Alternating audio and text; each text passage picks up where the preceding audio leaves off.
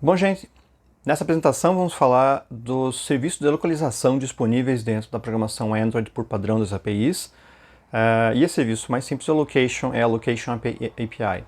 Essa API permite que vocês localizem, que vocês consigam localização do usuário, que vocês consigam obter qual é o local que o usuário está nesse momento e que vocês consigam fazer mais algumas operações com a localização, como acompanhar o usuário, resolver localizações baseadas em latitude e longitude, resolver baseado em nomes e mais uma coleção de funções que pode ser bem útil para uma gama bem grande de aplicativos que vocês têm.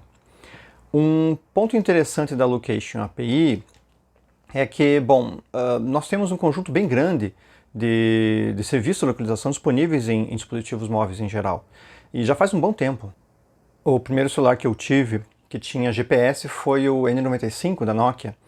Então, e já faz um bom tempo, acho que foi 2005 talvez, algo assim. E já existiam serviços, alguns dispositivos que tinham GPS em outras ocasiões.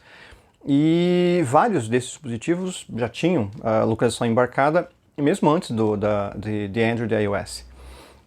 E a localização ela pode ser obtida de um conjunto bem grande de fontes. Você não tem, a gente pensa geralmente em GPS somente, mas você tem mais outras possibilidades de fazer a localização. Os serviços de satélites para localização são antigos, o GPS é um serviço mais ou menos antigo, e um serviço concorrente da então União Soviética, que é o GLONASS, foi criado logo em seguida. As duas superpotências na época precisavam de localização mais específica, e esses serviços acabaram sendo disponibilizados para a população civil mais tarde. Hoje em dia a gente consegue acessar de diversos celulares, o próprio celular que eu estou gravando esse vídeo, por exemplo, ele consegue acessar GPS, GLONASS e, se não me engano, acho que o Galileu também. O Galileu é a constelação de satélites que a União Europeia mantém para fazer localização.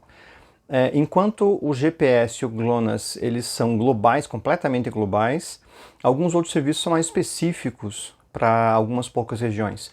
O GPS e o GLONASS são inteiramente globais porque essas duas superpotências, na época, queriam ter uma possibilidade de localização em qualquer ponto do globo, levando em conta que elas podiam deslocar, isso era um serviço militar, né? Podiam deslocar tropas e veículos e armamentos para qualquer ponto do planeta, então precisavam disso, precisavam que uma constelação conseguisse abranger todos os perfis do planeta. O Galileu começou somente com abrangência na Europa, mas já está com uma abrangência maior, uma constelação menor de satélites, mas está com uma abrangência maior já para o mundo todo. E nós temos vários outros serviços que são locais. A China tem um conjunto de satélites que mapeia basicamente o território chinês e parte da Ásia. A Índia também tem alguns satélites que mapeiam basicamente só o território do subcontinente indiano. O Japão também tem alguns satélites. E não é impossível imaginar que mais outros países possam fazer isso. Mas os dois serviços mais globais são o GPS e o GLONASS. Eles conseguem ter uma precisão muito boa para aplicações em geral, de alguns poucos metros. E se você tiver um GPS geodésico, você consegue ter precisão de centímetros, o que acaba sendo útil até para agrimensura e outros tipos de medições que no passado dependiam de instrumentos analógicos, hoje em dia são feitos com serviços como com um GPS geodésico, que apesar de ser potencialmente caro, otimiza de tal maneira o processamento disso que é basicamente inviável fazer de outra forma. Eu já participei de um projeto junto com o IME, o Instituto Militar de Engenharia do Rio de Janeiro, e a Federal do Amazonas, para subir o Pico da Neblina, o pico mais alto do Brasil, levando GPS geodésicos. Eu participei da missão de pesquisa que mediu novamente a altura do Pico da Neblina, e o fez isso usando GPS geodésicos. As antenas são bem grandes, eu lembro de uma antena que tinha uns 40 centímetros mais ou menos de largura, de diâmetro, e várias dessas antenas foram levadas para o topo desses dois picos. As baterias e todo o resto foi uma coisa um tanto quanto complexa, mas nós temos mais serviços disponíveis hoje em dia do que tínhamos no passado. Um ponto interessante é que esses serviços de localização variam drasticamente em relação à precisão, aos recursos que oferecem e ao que mais podem fazer. De uma forma geral, além de usar serviços que são baseados em satélite, que vão drenar muito da bateria do seu dispositivo, nós podemos usar serviços que são baseados em medições mais simples, como o serviço baseado na rede. Serviço baseado em rede é geralmente obtido a partir da tua localização com a sua estação rádio base. Então você recebe um sinal de uma herb em particular e essa herb é a antena do celular, basicamente, né? Em qual célula você está conectado, e essa herb transmite para você qual é a localização que ela possui. Baseado na potência do sinal, ou bem na verdade na atenuação do sinal que você tem até essa herb, você pode calcular aproximadamente com algum erro de algumas centenas de metros onde você está. Se você tiver a localização de 2 estações radiobase, você pode fazer isso um pouco melhor. Você consegue obter isso também a partir do Wi-Fi, é por isso que boa parte de manuais, os softwares pedem para que você mantenha ligado o seu Wi-Fi, porque dependendo de qual área de Wi-Fi você se conecta, os serviços globais também podem te oferecer uma localização. Então, opções não faltam para que você possa fazer localização. Isso pode ser muito útil para uma gama grande de recursos que você tem. Então, um conjunto grande de funcionalidades de vários aplicativos podem usar a localização. Desde você descobrir quais serviços estão disponíveis, baseado onde eu estou, que tipo de serviço está disponível, quão próximo eu estou de um certo ponto ou de um outro usuário, por exemplo, monitoramento de usuários, monitoramento não só de crianças, né, de adolescentes, mas também monitoramento deixa eu só diminuir um pouquinho a minha janela aqui, que ela ficou um pouco maior que devia. E monitoramento também de usuários, monitoramento de aplicativos que são corporativos, para saber se o funcionário da empresa está realmente no lugar que ele deve estar e mais coisas assim. Então a localização acaba sendo bem importante e bem prática em alguns momentos. É importante salientar que a localização não tem a ver com o serviço de mapas. Em geral, você liga a localização a mapas, e na realidade isso não é necessário. Claro que uma parte substancial das vezes nós vamos mostrar a localização dentro de um mapa, você vai usar o mapa para mostrar outras informações a respeito da localização, mas não necessariamente a API de localização está precisa da API de mapas também. Não necessariamente está mostrando isso no mapa, você pode só coletar a localização e transmitir isso para algum lugar. Isso é comum quando o próprio serviço de location, compartilhamento de localização que nós temos nos celulares, quando você compartilha o seu local com alguém para você poder se encontrar ou coisa assim, isso não necessariamente depende do mapa. Tem um ponto interessante de que quando você escolhe por compartilhar a sua localização com alguém, você tem uma situação. Então, o WhatsApp permite isso, né, que você compartilhe temporariamente a localização com alguém, provavelmente porque são 2 pessoas tentando se encontrar no centro de uma grande cidade ou coisa assim. Eu já usei diversas vezes no centro de Curitiba para tentar localizar pessoas e para me achar com pessoas. Mas existe sempre o risco de você ter um aplicativo que loga a localização e não conta isso para o usuário, ou na verdade não é possível não contar isso diretamente para o usuário, mas alguns serviços sempre contam com a distração do usuário em relação às permissões. Então tem uma preocupação grande com a privacidade do usuário quando está mexendo com localização. É aquela velha história, né, de que você tem um aplicativo de truco, você baixa um aplicativo para jogar truco no seu celular e o aplicativo pede permissão para localização, pede permissão para câmera, pede permissão para acesso à rede, pede permissão para um monte de coisas. E alguns usuários só vão clicar next, allow, porque eles estão interessados em jogar truco. Isso é um exemplo anedótico, é uma anedota, mas acaba acontecendo eventualmente, tem preocupação com aplicativos que fazem isso. A gente já discutiu isso lá na apresentação de permissões, que é bom que seja justificado claramente por que você precisa dessa ou daquela permissão. E os serviços de localização são atualmente onipresentes nos dispositivos. É raro que você ache um celular, mesmo os mais baratos, que não tenham serviço de localização. No mínimo ele vai ter aquele GPS assistido, que é mantido baseado em serviço de rede, coisa assim. Você tem smartwatches que tem localização. Esse aqui em particular ele precisa do GPS do celular, mas o meu outro Fitbit tem um GPS interno, ele é um pouquinho maior até por causa disso. É muito prático para você sair correr ou fazer alguma coisa sem precisar levar o celular junto, por exemplo. E é possível que você grave todos os dados da sua corrida, da sua atividade, sem precisar do celular do lado. Dispositivos da IoT também têm acesso a isso, então isso acaba sendo bem prático em várias ocasiões. Bom, como é que isso funciona dentro de um Android, dentro de uma aplicação Android? A Location API tem alguns objetos e o mais importante deles é o Location Manager. Esse Location Manager se conecta a um serviço do sistema, obtém do serviço do sistema o Location Service, Isso pode variar de implementação para implementação, então a API do Android deixa dessa forma abstrata para que você obtenha isso na implementação, qual é o recurso realmente que você está usando. E tem uma série de APIs dentro do Location Manager que permite que você consiga determinar a localização, acessar a localização e coisas assim. O Location Manager ele vai precisar também de um provider, e o provider é quem vai, na prática, fornecer realmente a localização para você. O Location Manager gerencia isso e ele pode gerenciar inclusive vários providers, o GPS, provider por rede e outras coisas assim, que mantém você disponível ali dentro.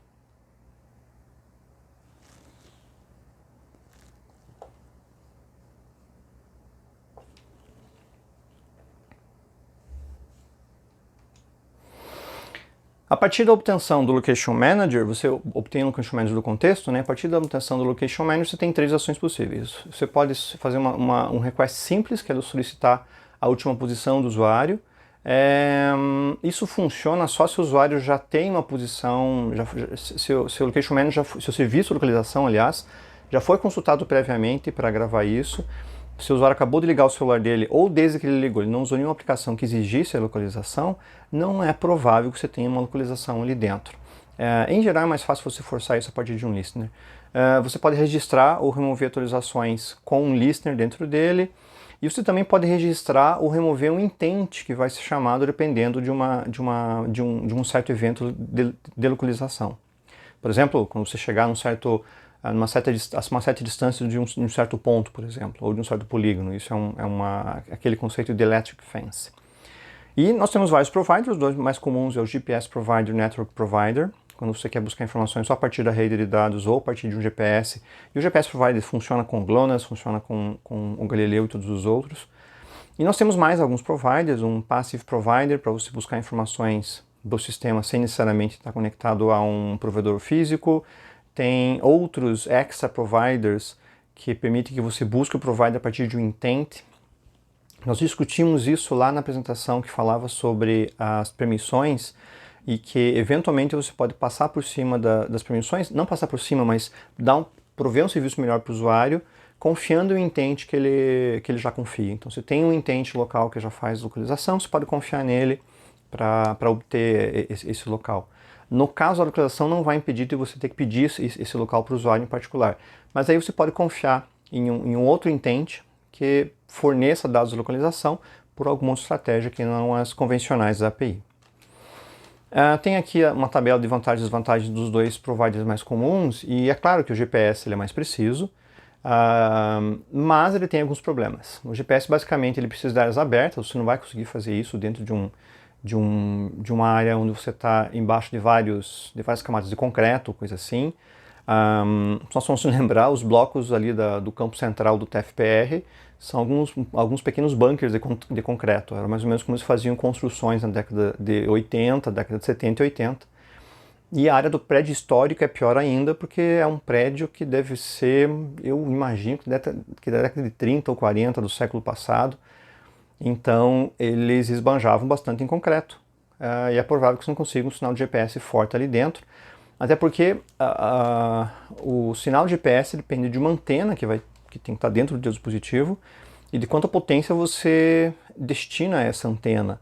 Se você destinar muita potência, não é impossível que você consiga ter um sinal de GPS dentro de alguns andares de concreto. Um GPS de mão faz isso. A questão é que ele gasta muita energia derivando potência para a antena. Talvez você não tenha isso, não tenha essa disponibilidade no celular, então você coloca uma antena que consuma menos energia. Então ele vai precisar de áreas abertas. Claro que quando a antena estiver ligada ele vai consumir bastante bateria. Então, se você instalou o último joguinho ali, qualquer, que você não imaginava que fosse tão complexo e ele está matando a bateria do seu celular, quem sabe ele esteja fazendo mais coisa do que ele devia. E porque o GPS é bastante variável, você tem que se conectar a pelo menos 3 satélites em órbita do planeta para conseguir uma posição. Assim que você entra em uma área um pouco mais coberta, ele perde uns satélites ou coisa assim, você pode ter alguma interrupção e alguns delays para localizar satélites novamente. Então, eles estão uma órbita baixa, mas isso faz com que a antena não precise de uma potência tão alta, mas torna eles um pouco mais instáveis também. Não são satélites geoestacionários. O geoestacionário precisa estar numa órbita bem mais alta que ia fazer com que você precisasse de antenas muito mais potentes para isso. O provider por rede, baseado no Wi-Fi ou na tua estação rádio base, na tua AERB, ele vai funcionar basicamente em qualquer lugar, e se você estiver conectado no Wi-Fi ou numa rede de celular, ele vai te apresentar uma resposta muito rapidamente. O consumo de energia é quase que zero além do que você está fazendo, porque você provavelmente já vai estar conectado à rede, você já vai estar conectado ao teu Wi-Fi ou a tua rede 4G ou 5G, então isso não vai ter uma alteração muito grande no consumo de energia. Em compensação, ele é extremamente pouco preciso. Você pode ter alguns erros da ordem de 400 metros, 500 metros. O que é mais do que suficiente para você tentar localizar, por exemplo, numa aplicação, quais são as padarias que estão abertas nesse local que eu estou, nesse bairro. Quais são as farmácias disponíveis em volta de mim. Um erro de 400 metros ainda vai te localizar as farmácias num raio que você tenha uma resposta útil para o teu aplicativo. E você pode combinar os dois providers, é bem verdade. Conseguir a localização de um network provider e depois refinar ela com GPS. Nós vamos discutir isso um pouquinho mais para frente. Tem alguns desafios em relação à localização. Primeiro, que você pode trabalhar com múltiplas fontes de localização. Você tem que determinar no seu aplicativo qual a localização mais adequada para o aplicativo em particular, qual que é a resposta, quão rápido eu preciso de uma resposta e quão preciso eu preciso dela a princípio. Você tem que considerar também que o usuário pode se movimentar, dependendo do aplicativo. Alguns aplicativos são feitos para o usuário ficar em movimento realmente, e nesse meio tempo você pode perder contato com satélites, perder contato com uma estação rádio base, coisas assim. E um ponto interessante é que depois nós vamos conversar também sobre as medidas de qualidade das localizações. Uma medida que você tirou agora pode ser menos precisa que a medida que se tirou há 10 segundos atrás, por exemplo. Você tem ciclos de amostragem da localização, e porque você perdeu um satélite ou a estação rádio base mudou, talvez a localização anterior seja mais precisa. A localização anterior te dava um erro de 50 metros, a nova localização te dá um erro de 600 metros ou de 400 metros. É bom que você meça isso para que o teu aplicativo não comece a ter umas variações completamente aleatórias e localizar coisas muito fora do que ele estava fazendo. Então, se por acaso a tua nova localização é muito ruim, descarta ela e continua com a localização antiga, por exemplo. Nós temos duas permissões que são necessárias aqui dentro, o Access Fine Location para permissão para o GPS e o Access Coarse Location para a rede. Você pode pedir as duas e a gente está falando de permissões perigosas. Essas permissões são consideradas as Dangerous Permissions, que a gente falou lá na apresentação de permissões. Você tem que declarar no manifesto, como sempre, e você tem que solicitar na Activity que for usar isso. Então você tem que testar para ver se está disponível ou não, e então ativar a permissão, solicitar ao usuário o ativamento da permissão, se for o caso. O Android Studio já torna essa tarefa bem mais simples, então não chega a ser muito complicada porque nós vamos fazer. Mas sempre lembrem que é uma permissão perigosa e, portanto, você tem que pedir dentro da tua Activity também. E caso contrário, você só não vai ter permissões rodando. Isso, os erros iniciais, né? Você está fazendo um programa que usa localização, a localização nunca vem, a permissão é o primeiro ponto para parar, para validar.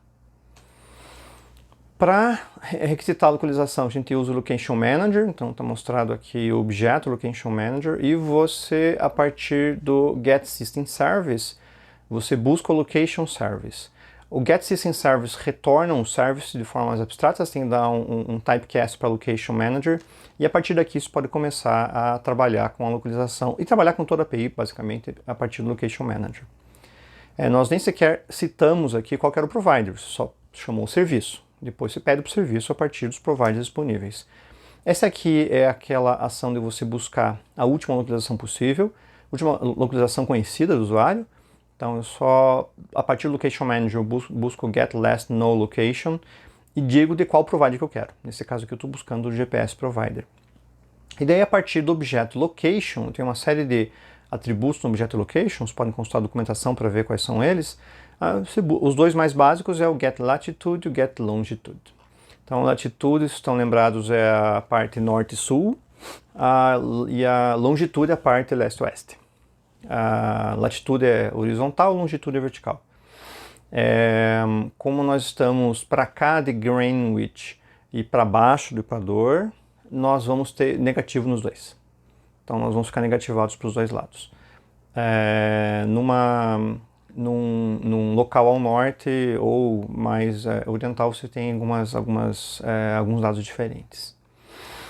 Bom, para você poder buscar os dados a partir de um listener, você tem o Location Listener e você pode ativar um Location Listener a partir do Location Manager, e esses métodos que ele vai criar são das ações que você possui dentro do sistema. Então você tem um Location Change, Status Change, Provider e Enable Provider Disable. Porque o usuário pode desligar a localização, obviamente, né? Desligar o GPS ou coisa assim. Você pode registrar, o registro desse listener é baseado numa série de possibilidades de eventos, e você pode pedir para que ele te lance eventos a cada X segundos. Então você tem um tempo mínimo entre intervalo de tempo entre as amostragens. Então você pede para que ele te mande eventos a cada 10 segundos pelo menos. Ou você pode pedir para que ele mande eventos para você a partir de um certo volume de movimento do usuário. Então você diz, olha, a distância, eu preciso que o usuário ande 1 km, antes, está em metros a distância, que ele ande 100 metros antes de eu buscar uma nova localização. Se ele andou só 40 metros, não me interesso por isso. Isso pode ser útil para que você diminua o número de eventos no teu programa, diminua o número de energia, diminua o volume de energia usado e consiga ter um número de eventos um pouco mais limpo para dentro do sistema.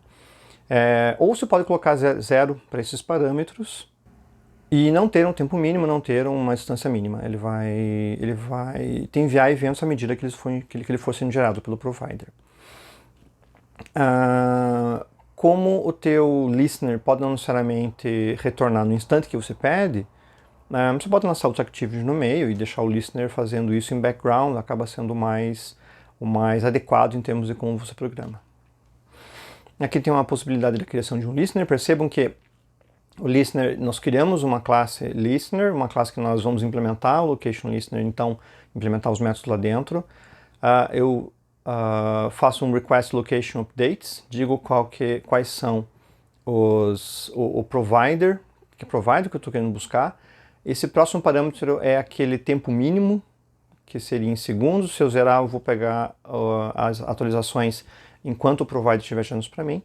Esse aqui é a distância mínima também. Se eu zerar, eu vou buscar em qualquer tipo de movimento. Sempre pense nesses dois parâmetros se o teu aplicativo precisa disso. E o MLL é o My Location Listener, é o Location Listener que você definiu. No Location Listener nós podemos, o método principal a ser implementado é o Location Changed, que é quando você recebe uma nova localização. E se a localização não for nula, você, nesse caso aqui, está só criando um toast para mostrar isso para o usuário, mas você pode gravar isso num banco SQLite, enviar para um Firebase, fazer qualquer outro processo, porque você tem o objeto location na mão, você tem latitude, longitude e mais informações colocadas ali dentro. Aqui estão os outros métodos do listener, quando você desabilita o provider, quando você habilita o provider, quando você muda o status dele. Verifiquem os métodos que também estão deprecados para que vocês não corram nenhum risco no futuro. Sempre que você deixa de precisar, que a necessidade do listener é cumprida, que a tarefa dele é cumprida, não seria nada mal você remover os updates, até porque você está gastando tempo para isso. Então você pode dar um remove update do listener, ele deixa de atualizar, o listener basicamente é desativado. Para testar isso no emulador, o emulador que vem com o Android Studio é bastante simples, porque dentro do emulador você tem a possibilidade de setar qual é a localização que você possui. Então dentro você diz aonde você quer simular que você está. Além disso, ele permite que você carregue arquivos. Se você está testando, quer testar uma rota complexa, então você quer testar uma viagem complexa ou algo do gênero, você não precisa ficar setando manualmente ponto por ponto ali dentro. Você pode carregar um arquivo GPX ou um KML, que são arquivos que podem conter um conjunto grande uma rota inteira, um conjunto grande de pontos.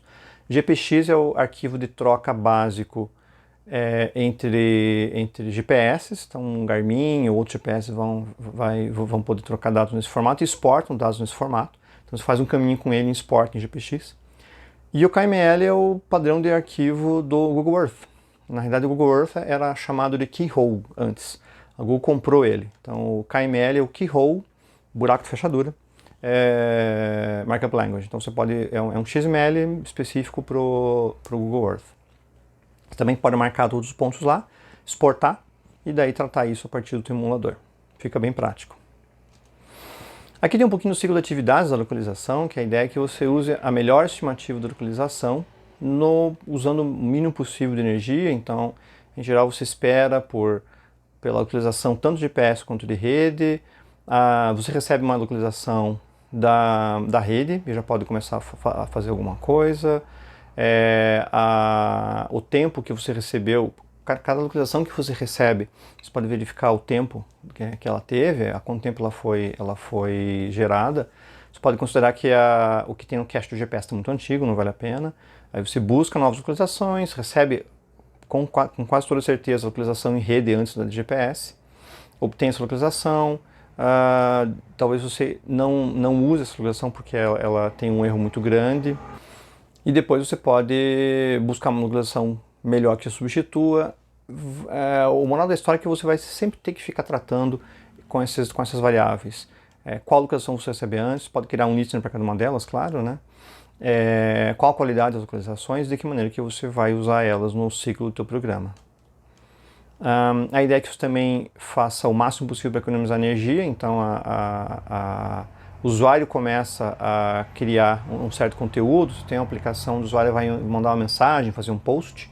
Quando o usuário começa a criar o conteúdo, você já solicita para o listener começar a tentar achar a localização. No meio disso daqui, ocorre tudo que estava no slide anterior, por exemplo, você testar a localização, verificar se está funcionando ou não, verificar qual a qualidade dela. E lá no final, quando o usuário finalmente termina de digitar, você já tem uma localização razoável colocada e você pode então gravar isso no post que o usuário vai fazer. A ideia é que você use o tempo que o usuário está digitando alguma coisa, fazendo uma operação manual, que vai ser um tempo considerável, pelo menos comparado com o tempo de requisições e coisas assim, e espere para que quando ele finalmente for confirmar aquele post, aquela informação, você possa gravar, já tem uma localização em mãos, grave, então interrompa os listeners. É preferível fazer isso do que você deixar o usuário digitar todo o post, por exemplo, no Twitter, se for o caso, ele digita tudo que ele precisava digitar, quando ele dá o OK final, então você vai buscar a localização, então você vai tentar fazer alguma coisa.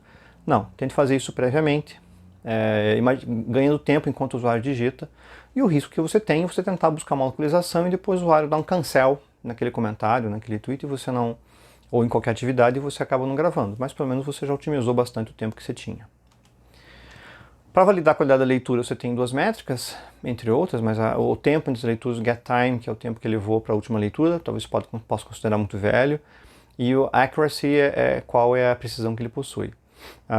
Ele vai colocar isso dentro de uma área, então 400, 15, 20 metros, e então você julga para ver se essa informação para você ainda é válida. A ideia é que você tente adequar a necessidade de precisão, a necessidade de localização do seu aplicativo ao mínimo possível. Tem um livro de programação, eu acho que é do Uncle Bob, que fala sobre programadores e a arte do craftsman, de como ser um artesão em programação.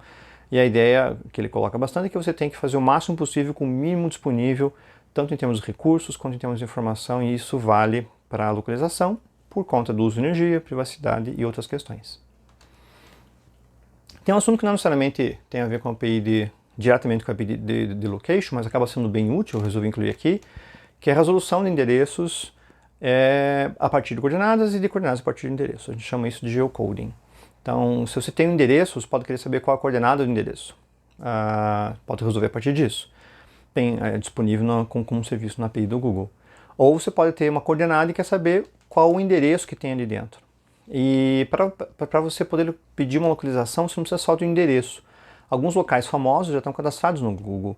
Então, boa parte das praças, museus e coisas assim já são disponíveis. Então, você pode se chamar pelo nome, mais a cidade, talvez, alguma coisa assim. E ele te traz o local dali. Isso é o geocoding e o reverse geocoding. E é um serviço que acaba sendo pago a partir de um certo volume dentro da API do Google. É claro que uma aplicação que faz isso eventualmente não vai ter o menor problema, mas uma aplicação que faz constantemente e resolver um monte de exercícios de endereços vai ser bloqueada e vai precisar pagar um plano para isso. O geocoding você inicializa ele passando o contexto com a classe geocoder e o locaio. O locaio basicamente está em inglês, China, coisa assim. O default funciona em boa parte das vezes. E daí você pode usar ou o get from location, quando você coloca latitude e longitude, ou o get from location name, quando você coloca uma string, que é o endereço ou o nome, a descrição do lugar que você quer buscar. Os dois têm um parâmetro que é chamado results, que é para dizer qual que é o limite máximo de resultados que pode ser encontrado, que pode ser retornado, e eles resultam uma list, uma collection. Porque você pode ter dentro lá da API do Google Maps, para a mesma latitude e longitude, um conjunto grande de endereços cadastrados.